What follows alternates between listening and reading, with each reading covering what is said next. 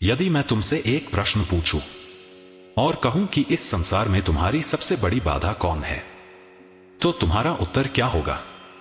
भाग्य, परिस्थितियां, परिवार, धन की कमी, या फिर यह समाज? नहीं, इनमें से कोई भी तुम्हें नहीं रोक रहा। जो तुम्हें रोक रहा है वह हर सुबह तुम्हारे साथ उठता है, हर रात तुम्हारे साथ सोता है और इस समय भी तुम्हारे भीतर बैठा हुआ है। वह कोई और नहीं, तुम खुद हो। एक नगर में दो मित्र रहते थे। दोनों ने साथ पढ़ाई की, दोनों ने साथ सपने देखे, दोनों की आर्थिक स्थिति भी लगभग समान थी और दोनों के पास अवसर भी बराबर थे। किंतु समय का चक्र घूमा और ठीक 10 वर्ष बाद एक व्यक्ति सम्मानित उद्योगपति बन चुका था, जिसके फैसलों से सैकड़ों घर चलते थे।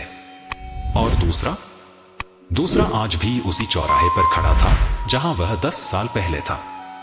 वह आज भी हाथ में चाय का कुल्हड़ थामे दूसरों की गाड़ियों को देखकर कह रहा था, काश मुझे भी जिंदगी में एक मौका मिल जाता। क्या तुम्हें नहीं लगता कि यदि परिस्थितियां समान थीं, संसाधन समान थे, तो परिणाम इतने अलग क्यों हुए?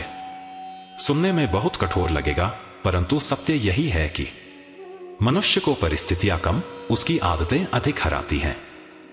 जिस दिन यह बात तुम्हारे दिमाग में बैठ जाएगी ना, ठीक उसी दिन से तुम्हारा जीवन बदलना आरंभ हो जाएगा। चलो इसे एक और उदाहरण से समझते हैं। एक किसान था।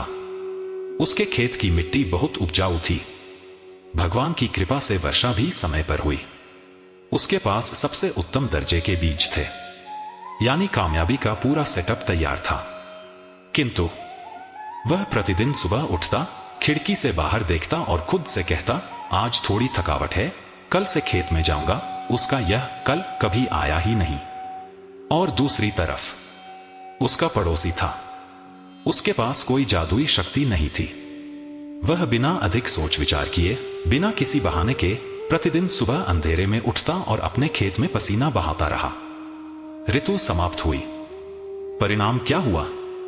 एक के घर के अनाज के भंडार भर गए और दूसरा आज भी हाथ पर हाथ धरे बैठा था और अपनी किस्मत को, भगवान को और मौसम को दोष दे रहा था।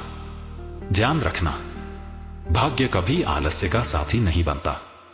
भाग्य परिश्रम के पीछे चलने वाली एक छाया है। जो चलता है उसी की छाया साथ चलती है। जो रुक जाता है उसकी छाया भी वहीं दम तोड़ देती है। हम में से हर कोई उस पहले किसान की तरह जीता है।